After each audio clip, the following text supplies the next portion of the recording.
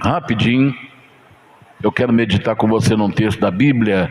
Vamos nos colocar em pé na presença de Deus. Capítulo 5 do Evangelho de João. Rapidamente nós vamos meditar aqui nesse texto e vamos orar por você.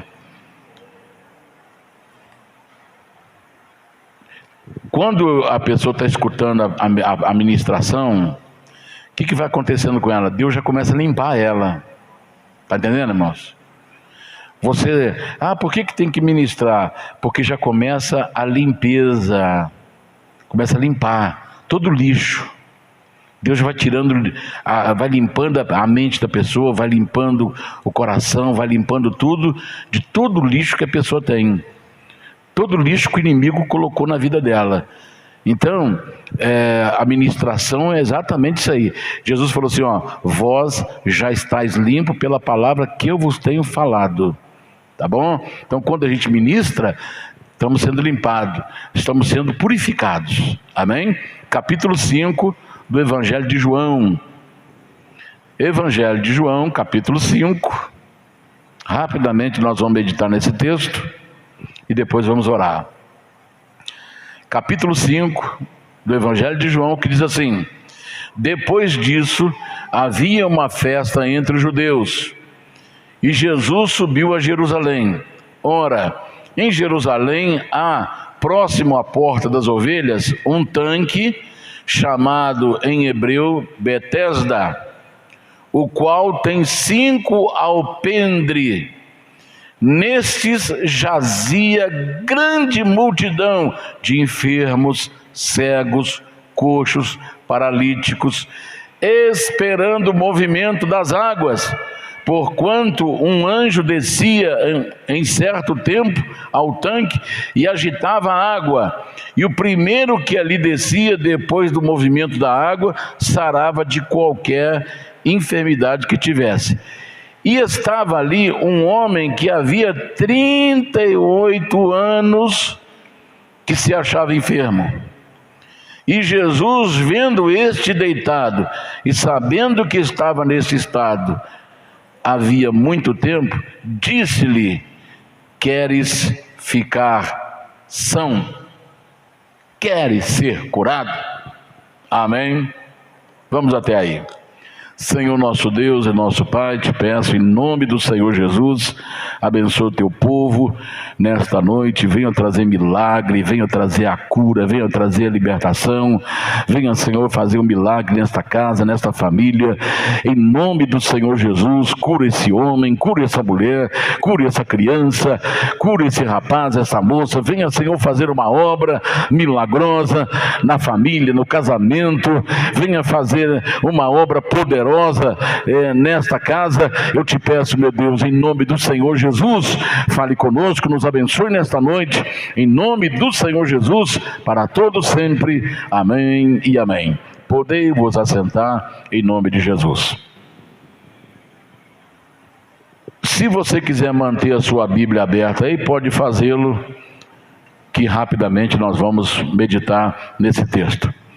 Muito bem. Nós lemos um texto da Bíblia, no Evangelho de João, capítulo 5, e mostra nesse texto o que estava se passando nessa caminhada, nessa trajetória de Jesus. No primeiro versículo fala de uma festa em Jerusalém, mas não fala qual festa que é essa festa, porque eles faziam, o povo judeu era um povo de muitas festas, né? Eles gostam de festa. Casamento dura às vezes semanas, né? E tinha as várias festas que eles faziam, que durava, por exemplo, a festa de Pentecostes durava 50 dias, festa da Páscoa. Então não fala aqui que festa que era esta que Jesus estava pretendendo e subiu a Jerusalém para essa festa. Mas lá em Jerusalém havia um lugar que os doentes procuravam em busca de cura. Então é chamado aqui havia lá um tanque, e nesse tanque havia, eu acredito que isto aqui seria, por exemplo, uma lenda. Por quê? Porque Deus, primeiro, Deus não é Deus de confusão. Porque o desejo de Deus é curar todo mundo. E aqui diz o texto, não fala que é lenda, mas o texto diz que quando um anjo vinha e agitava a água, o primeiro que pulasse era curado. Agora imagine, por exemplo, quem tem piscina no quintal da casa, quem tem piscina às vezes dentro da sua própria casa, se tem um ventilador ligado, naturalmente vai formar alguma marola naquela piscina. Agora imagine aquela multidão de gente doente, uma multidão de pessoas doentes, cego, aleijado, paralítico, enfermos, tudo esperando o movimento das águas. Primeiro, que o anjo, ninguém via o anjo. Então qualquer movimento que tinha na água, as pessoas pulavam. Ah, não foi o anjo. Então Deus, irmãos, Deus não brinca com a situação das pessoas. Por exemplo, se falar que lá em cima do monte tem uma árvore que se encostar nela vai curar as pessoas, e a notícia se espalhar, um monte de gente vai estar lá, ninguém vai ver nada, mas vai estar lá. É por isso que, por exemplo, vou te dar um exemplo aqui. Quando aquele presidente que foi a transição do regime militar para o regime civil de governo, quem ganhou foi Tancredo Neves. Foi uma eleição de deputados. Tancredo Neves, toda Semana Santa, ele viajava para São João del Rei. São João del Rei é uma cidadezinha pequena, mas tem muitas igrejas católicas, mas muita mesmo, muita igreja católica. E Tancredo Neves, ele fazia questão de todas as procissões participar, todos os eventos na Semana Santa ele participava com a família dele. Ele era um católico, mas daquele católico praticante, Tancredo Neves. E aí Tancredo Neves não chegou nem a assumir o governo. Ele adoeceu e morreu no dia 21 de abril, no dia do Tiradentes, né? Do dia de Tiradentes, dia 21. Aí o que ocorreu? Ele foi sepultado lá em São João. Quando Tancredo Neves foi sepultado, alguém ofereceu muito dinheiro na colher de pedreiro, por causa da devoção de Tancredo Neves. Por causa da devoção dele, alguém chegou e falou: te dou tanto nessa colher de pedreiro. Ele falou: não, essa aqui eu vou guardar como uma coisa sagrada. Ele não vendeu. E aí passou um monte de gente visitar o túmulo de Tancredo Neves. E aí correu uma notícia que o túmulo dele rachou e começou a sair um tipo de água ou óleo, alguma coisa assim. A notícia espalhou. E aí começou as romarias para São João del Rei. Até hoje tem gente que vai lá visitar o túmulo de Tancredo Neves e passa a mão no túmulo e leva água, põe em cima do túmulo, acende vela e começa a fazer promessa em cima do túmulo. Por quê? Porque alguém espalhou uma notícia que alguma coisa estava acontecendo de milagre ali. Deu para entender? Há muito tempo atrás, uma moça jovem, ela sofreu um acidente, ela estava noiva, me parece que o nome dela é Palmira, se não me falha a memória. Essa moça, ela morreu antes do casamento, estava marcado e ela morreu antes do casamento. E aí o que aconteceu? Falaram que lá no túmulo da Palmira estava gente sendo curadas. Aí começou uma romaria para o túmulo de Palmira. E aí as pessoas ficam lá fazendo as suas orações para casamento da filha, para casamento disso, para mudar o seu casamento, mudar a sua casa. Por quê? Porque a notícia se espalhou que estava acontecendo um milagre no túmulo de Palmira. Está dando para você entender, irmãos? Então aqui começou a espalhar, olha, está acontecendo um milagre lá em Betesda. Betesda em hebraico quer dizer casa da graça e misericórdia.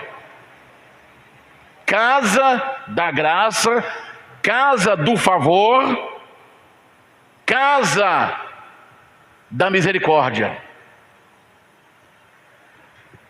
Então as multidões se juntavam ali, cegos, coxo, aleijado, e lá tinha 5 alpendre. Vou explicar isso aqui. Vamos supor que aqui é o prédio principal. Prédio principal. E suponhamos que aqui não tenha rua, nem aqui, nem lá nos fundos. Então tinha 5 alpendres. Alpendres é o complemento do prédio principal, que formava uma grande varanda, que é chamado também de pavilhão. Então tinha pavilhão 1 aqui na frente, tomava toda essa frente aqui. Pavilhão 2, tomava toda aquela lateral ali. Pavilhão 3, tomava toda a parte de trás. Pavilhão 4, tomava toda a outra parte. E o pavilhão 5, então tinha 5 alpendres que eram ligados ao prédio principal. Para você ter uma ideia do que é esse tanque de Betesda.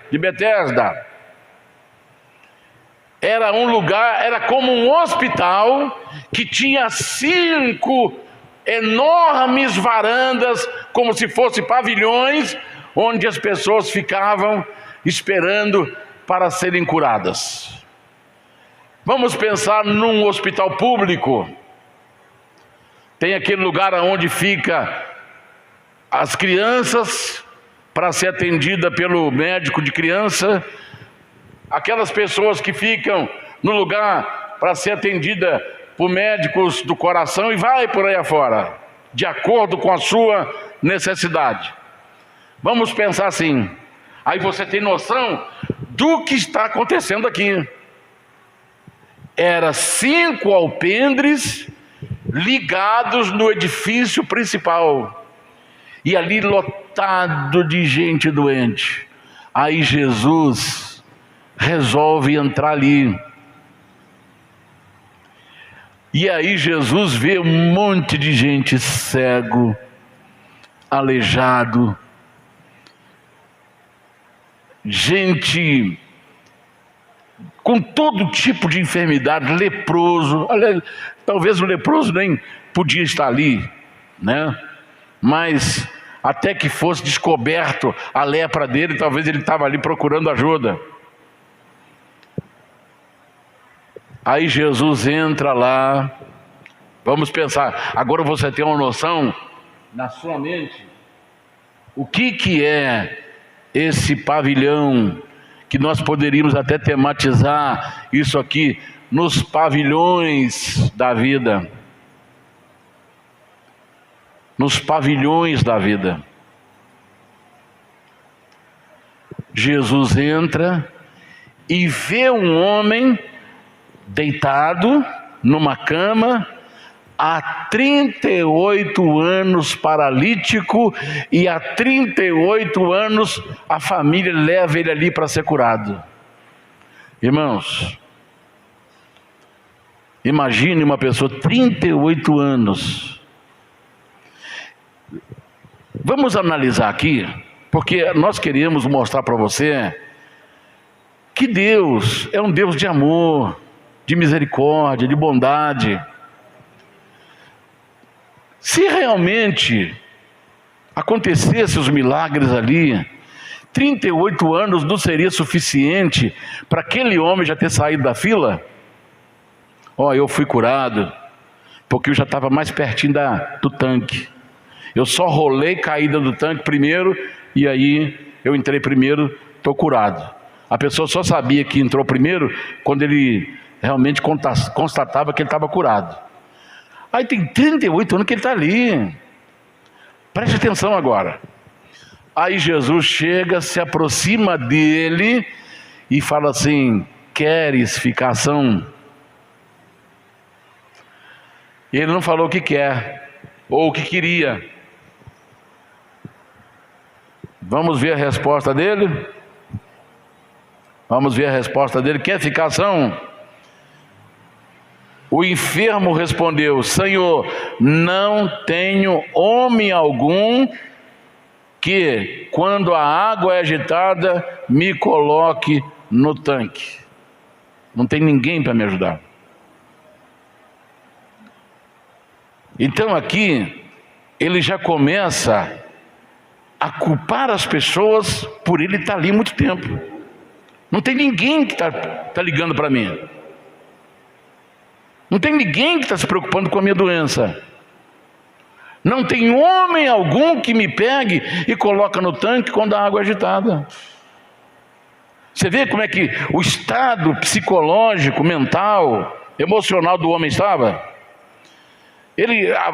Não era pergunta, essa não era a resposta que Jesus queria, porque Jesus perguntou a ele: queres ficar são? O que ele responde? Eu não tenho ninguém para me ajudar. Mas aí Jesus poderia falar: mas não é isso que eu estou te perguntando. Eu estou perguntando se você quer ficar curado. Aí é igual a quando a pessoa está sofrendo muito, ela já condiciona a sua vida à situação que ela está passando.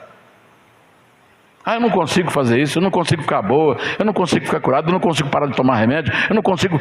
Então, por quê? A pessoa está condicionada à sua situação devido ao tempo de sofrimento que ela está.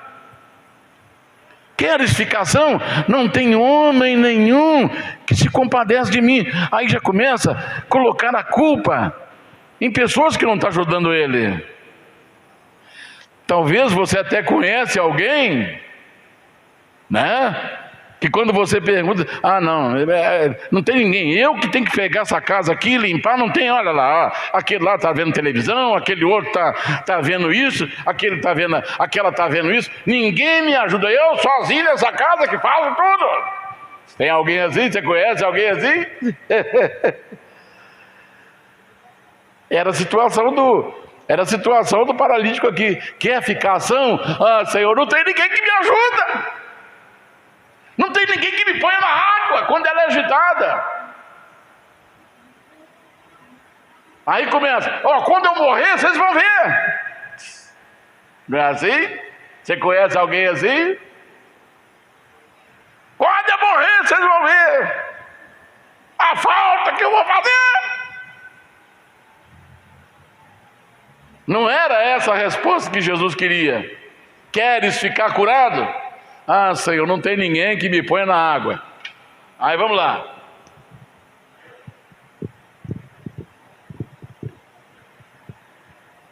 Aí ele vem, ele continua: ninguém me coloca no tanque, mas quando eu vou, quer dizer, ele é paralítico, ele não tem como ir. Então o que ele faz? Ele se arrasta da cama. Mas quando ele se arrasta, desce outro antes de mim. Quer dizer, agora já virou concorrente, os doentes virou tudo concorrente. Deu para entender?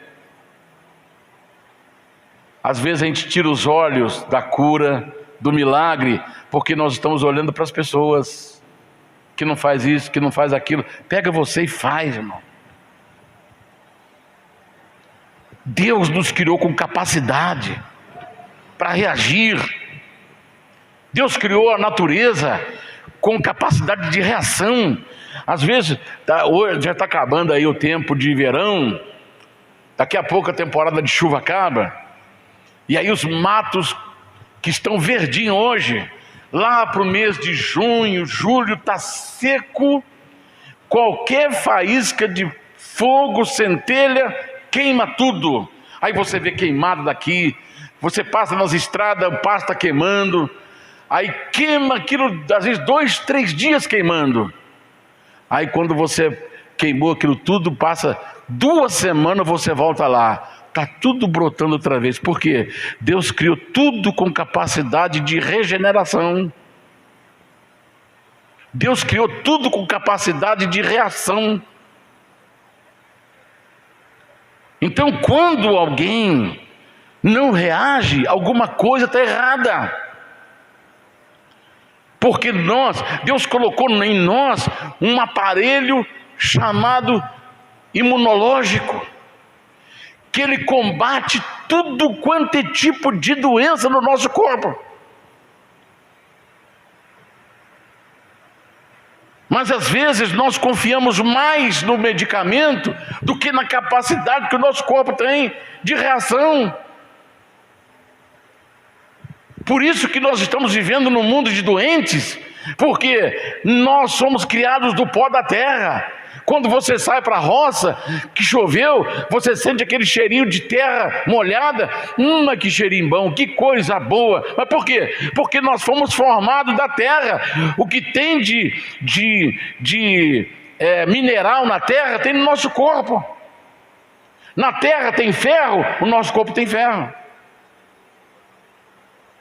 E já um estudioso, ele já até sabe a quantidade de ferro que tem. Dá para fazer um prego. Nosso corpo tem capacidade para fazer um prego, tanto ferro que tem. Então o nosso corpo tem uma capacidade tremenda de reação.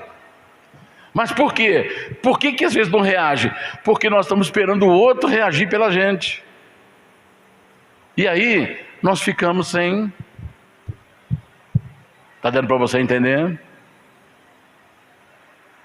Aí a gente começa a analisar assim: será que hoje não está acontecendo isso? Tirando a nossa capacidade de liberdade, capacidade de produzir, para ficar dependendo de uma cesta minguada que venha de um governo para nos sustentar e nos escravizar, e a gente não produzir por nós mesmos? Será que a gente não...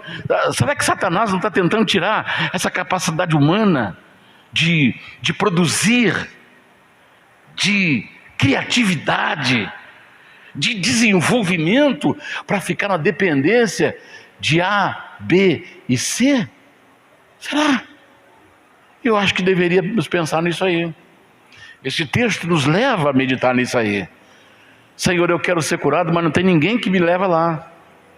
E aí eu tento arrastar. Aí eu vejo o outro como meu concorrente. Ele não é. Às vezes dentro de uma casa, os irmãos é concorrente um dos outros dentro da casa. Meu irmão, a senhora dá mais atenção para ele do que para mim. Lá está o filhinho da senhora predileto, lá está a sua filhinha. Quer dizer, não vê como irmão, não vê como concorrente. Não vê como irmão, mas não vê como família. Nós estamos, a sociedade hoje está vendo uns aos outros como concorrentes. Membro da família, concorrente.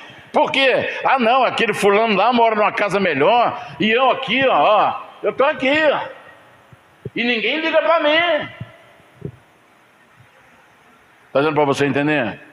É por isso que tem muita gente que se apega à doença para chamar a atenção dos outros. Se apega a uma doença. Se eu ficar doente, meu filho vem aqui me ver. Filho, está doente. Aí ele sai correndo, larga tudo e vem. Então eu já sei, é só ficar doente, ele vem me ver, então eu vou ficar doente. Está dando para você? Olha o caminho que nós estamos indo. Olha para o caminho que nós estamos indo. A pessoa quer ficar na sua eterna dependência, mendigando, comunicação, mendigando ser visto, mendigando para chamar a atenção do outro, daquela... Irmão, reage, você é de Deus. Deus não nos criou para mendigar. Deus nos criou com capacidade intelectual, espiritual, física, mental, emocional, para a gente reagir diante de situações, ser criativo, reagir, ser forte. Não tem ninguém que me coloca na água. Quando eu vou, vai outro depois de mim, me atrapalha. Aí já está vendo concorrente. Por que meu irmão, ele formou? Porque a senhora só ajudou ele, a senhora só ajudou ele. Aí cria uma divisão na família, que tem filhos até hoje, que estão de mal com seus pais, porque acha que o irmão, o caçula, ou a irmã caçula, ou alguém da família, teve mais atenção dos pais do que ele. Ele não vê ele como irmão, vê como concorrente. Deu para entender, irmãos? E aí a família desintegra.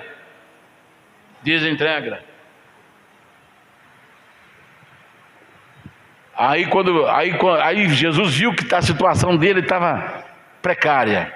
Aí Jesus falou: olha, levanta-te, pega o seu leito e vai embora. Está no versículo 8. E logo aquele homem ficou são, tomou sua cama e partiu. E aquele dia era sábado. Aí, quando as pessoas não vê o milagre, só vê as tradições. Quando uma pessoa está sofrendo lá, ninguém liga para ela. Quando Deus vai lá e faz um milagre, aí ela passa a ser vista por todo mundo, mas não como um milagre. Vê como você agora abandonou a sua religião tradicional, agora você está indo para outros lugares. Mas quando ela estava precisando, ninguém procurou. Agora que ela ficou boa, ele mandou. Agora aparece um monte de gente para criticar ele carregar a cama no sábado. Ele ficou ali 38 anos e ele mesmo falou: ninguém liga para mim. Mas agora que ele começa a carregar a cama, que está curado, todo mundo começa a vê-lo. Você não pode carregar a cama hoje não. Hoje é sábado. Quem me curou mandou eu carregar. Mas quem mandou você carregar? Eu não sei, eu não conheço ele não. Aí Jesus cura aquele homem e sai dali. Por que ele não curou os outros? Tinha tanta gente ali, era 5 pavilhões. Aquilo ali ia virar um alvoroço, que eles poderiam até voar em cima de Jesus. Então Jesus saiu discretamente, diferente de muitas pessoas que querem chamar atenção para si, que querem se projetar. Mas Jesus nunca quis se projetar. Eu faço, eu curo, eu realizo, eu sou. Jesus não. Ele curou aquele homem e saiu quietinho. Aí mais tarde, Jesus encontra com ele lá no templo. Aí ele falou: opa, você está muito bem, né? Eu estou. Então é você que me curou? É você, Jesus, que me curou? Sim, sou eu mesmo. Aí Jesus falou para ele assim: olha, vai, não peques mais, para que não te suceda coisa pior. A Bíblia diz que todos pecaram e separados estão da glória de Deus. Romanos capítulo 3, versículo 23. Todos pecaram e destituídos, separados estão da glória de Deus. Mas não era esse pecado que Jesus estava falando, que todo o povo, todo mundo está englobado nele. Todos pecaram. Jesus estava falando de pecados especial, que ele vivia na prática dele. Era esse pecado que ele tinha que largar, para não acontecer coisa pior com ele. Esse é o segredo para fechar a porta. Quando Jesus abençoa uma pessoa, ela tem que se esforçar, ela tem que querer não viver mais naquela situação que ela está vivendo. Porque é aquilo que trouxe a paralisia para esse homem. Porque mais cedo e mais tarde, as consequências virão, a cobrança virá. Vou te dar um exemplo aqui. A pessoa que fuma a vida inteira, 10 anos, 15 anos, 20 anos, aí você falou para ela, mostrou para ela, nada. Aí quando chegar um tempo, aquilo que ela está praticando, destruindo o corpo dela, vai cobrar dela, vai aparecer um câncer na garganta, ou na língua, ou no esôfago, ou no pulmão, ou no estômago. Por quê? Consequência do veneno das 4.750 substâncias nocivas que ela ingeriu durante 15, 20, 30, 40 anos. Então, você quer ficar livre disso aí? Pare de... Não fume mais. Para isso não voltar. Eu vou te contar aqui uma experiência. Um rapaz fumava e bebia muito. Ele deu câncer na garganta. O médico fez a cirurgia, tirou o câncer e falou: olha, você não pode colocar mais uma gota de álcool na sua boca e nem fumar mais. Cortou daqui, olha, o rasgo vinha daqui, ó, de uma orelha na outra. Quando ele vai para casa, que ele se sente em condições de andar, primeira coisa que ele faz: alguém pode dar uma opinião? Primeira coisa que ele faz, onde ele vai? Vai para o botequim, vai beber e vai fumar. E o médico falou: não beba mais e não fume mais, porque senão isso volta e te mata. É isso que está acontecendo. Então Jesus falou assim: olha, não peques mais, para que não te suceda coisa pior. Porque quando volta pior. Então, irmãos, é onde a pessoa precisa se resguardar. Você vive uma vida de rodinha, bebida alcoólica, fumo. Sai fora. Sai fora. Larga aquilo, muda, porque quando chegar aqueles amiguinhos ali da rodada, da mesa, não vai nem visitar você. Você pode escrever isso aí. Não vai nem visitar você. Cadê aqueles amigos da roda, lá do barzinho, Ninguém vai te visitar, não. Você vai ficar, olha, abandonado. Você pensa que aqueles amigos seus que fazia você ajudar na rodada lá de bebida e de outras coisas mais, você pensa que quando você cair na situação de desgraça, ele vai te visitar e não vai nem lembrar de você, nem lembrar do seu nome. Então é você que precisa se cuidar. É você que tem que cuidar. Porque quando você está muito bem, você está rodeado de gente amiga. Oh, eu tenho muitos amigos. Mas cai numa situação de adversidade para ver quem vai ser os seus amigos que vão aparecer lá. Você vai ficar surpresa de ver pessoas que nunca te viu ou te cumprimentava de longe. Essa pessoa pode te visitar, te dar apoio, mas aqueles que brindaram com você, que andaram com você para baixo para cima, não vai nem te visitar, nem querer saber como é que você está. Essa é a realidade. Então é nós que temos que nos cuidar. A sua família é você, seu marido, sua mãe, seu pai, seu filho, sua filha. São eles que são. É ali que você tem que estar junto, unido, fortalecendo um ao outro. Às vezes vem alguém de fora que nunca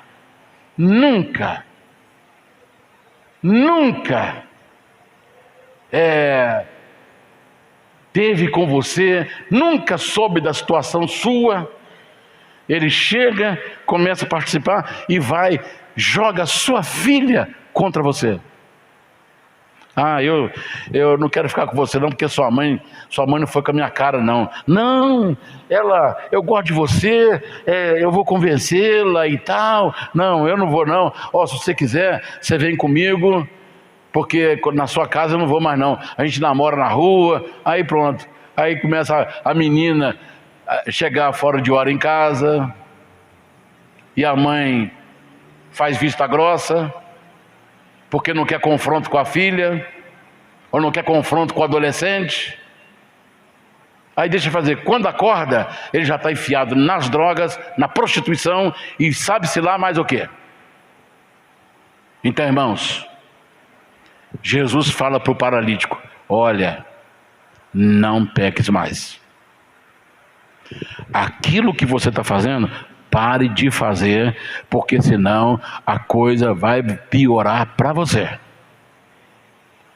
Se ele acatou, ele tá curado até hoje. Já tem muito tempo isso aí, né? já partiu muito tempo. Mas para permanecer curado, tem que se cuidar. No nosso corpo deve entrar alimento. Jesus falou assim, quando via os fariseus, já estou encerrando, quando via os fariseus cuidando só da aparência, aí falou assim: fariseu, você está preocupado só com a sua aparência externa, não é por dentro? Você está cheio de osso podre, você é como túmulo caiado, sepulcro caiado, por fora o mármore, o granito, mas por dentro um corpo está lá em decomposição. Era assim que Jesus falava com os fariseus, que queria fazer tudo para os outros ver. Aí Jesus falou assim: limpa primeiro o interior do copo, depois você vai limpar o exterior. O que adianta beber água num copo bonito por fora, mas por dentro ele está sujo? Então, o que nós temos que preocupar. Aí Jesus falou assim, Jesus disse assim: o que contamina não é o que entra pela boca, e sim o que sai. Aí alguém pode falar: não, então eu posso beber, eu posso fumar, porque Jesus falou que o que entra não contamina, mas o que sai é aquilo que eu falo. Aí tem lá: e ele considerou puro todos os alimentos. Cigarro não é alimento, cachaça não é alimento. Deu para entender? Então nós temos que fazer a nossa parte. A nossa parte é cuidar para que o mal não entre no corpo da pessoa. Se aquela companhia não é boa, cai fora dela. Cai fora dela. Falou: não estou saindo mais não estou saindo de casa mais não. Está virando irmã de caridade? Isso aí, pode pensar o que você quiser. Mas você não serve para andar comigo mais. Não é porque eu tenho orgulho, não. É porque o que você fala é só besteira. E aonde você vai, você só quer fazer bobagem. Então eu não ando mais com você. E aí criou-se aquele ditado: me diga com quem andas e te direi quem é. Quantas pessoas que foram presas aí porque estava andando na companhia de ladrão, e ele não fez nada, mas porque estava andando na companhia dele, é ladrão também. Pega lá, pega ele. E o cara não tinha dado trabalhador, carteira assinada. Mas até provar que focinho de porco não é tomada, já sofreu na cadeia, já manchou seu nome, a família sofreu, e aí passa 2, 3, 4, 5 anos para tentar tirar a pessoa de lá, para tentar provar, procurar a câmara que está na rua, que ele não é o culpado, que ele só andava com o cara errado.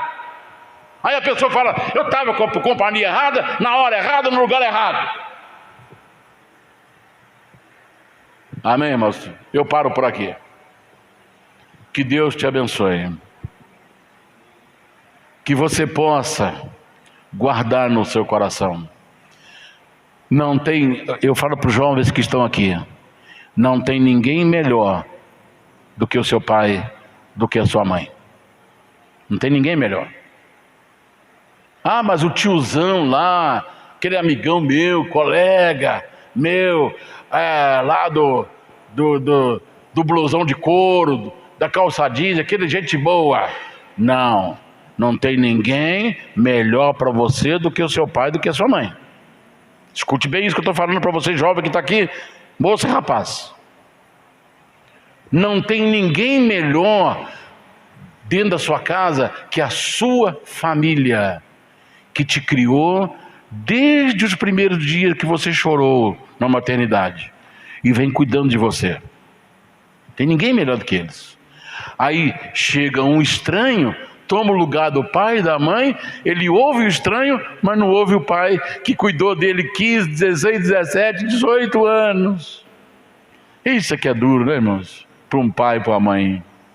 Criou a vida inteira, cuidou, aí vem lá um sirigaito e faz a cabeça da pessoa em 2 minutos, coisa que você levou 20 anos e não conseguiu fazer. Em 2 palavras o cara leva na lábia e vai embora. Então, olha, moça que está aqui, rapaz que está aqui, rapazinho que está aqui, pré-adolescente que está aqui, ouça sua mãe, ouça o seu pai. E vamos formar uma família forte, que é isso que Deus quer.